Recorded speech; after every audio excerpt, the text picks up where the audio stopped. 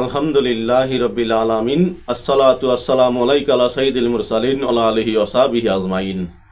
সম্মানিত দিনী ভাই বোনেরা, সম্মানিত ভিউয়ার্স, আপনারা দেখছেন রেহান টিভি 98 ইউটিউব চ্যানেল। এই চ্যানেলের মূল উদ্দেশ্য কোরআন এবং হাদিস থেকে ইসলামিক ভিডিও আপলোড করা, যাতে মানুষের উপকার হয় এরকম কিছু নিয়ে ভিডিও করা। তাই যারা নতুন দেখেছি অনুগ্রহ করে একটি সাবস্ক্রাইব করে পাশে থাকা বেল আইকনটি ওপেন করে দেই এবং শেয়ার করে দেই। ভালো কিছু শেয়ার করলে নেকি হতে পারে, তাই আমরা নেকির আশায় বেশি বেশি শেয়ার করব। যেটাই দেখব ভালো সেটাই আমরা ইনশাআল্লাহ শেয়ার করব। সম্মানিত দিনী ভাই বোনেরা, আজকে আমাদের বিষয় হচ্ছে 33 আয়াত। 33 আয়াত অতি বরকতময় আয়াত। এই আয়াতের অনেক ফজিলত রয়েছে।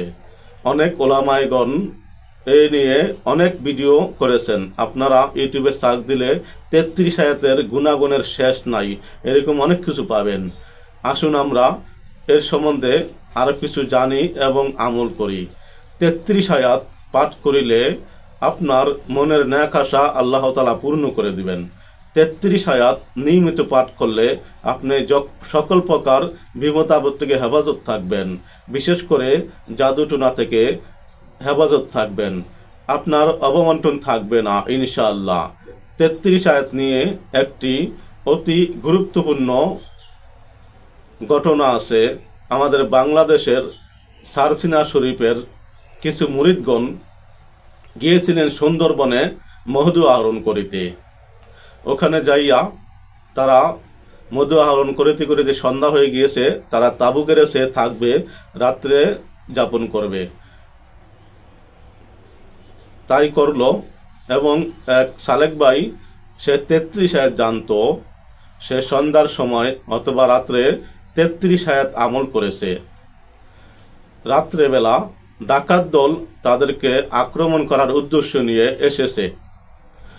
আসার পরে দেখতেছে ওনারা খাওয়া দাওয়া করতেছে, শব্দ শুনতেছে, সব কিছু শুনতেছে, ওনাদেরকে দেখতেছে না। এইভাবে ডাকাত দল সারা রাত চেষ্টা করেছে, দেখে নাই।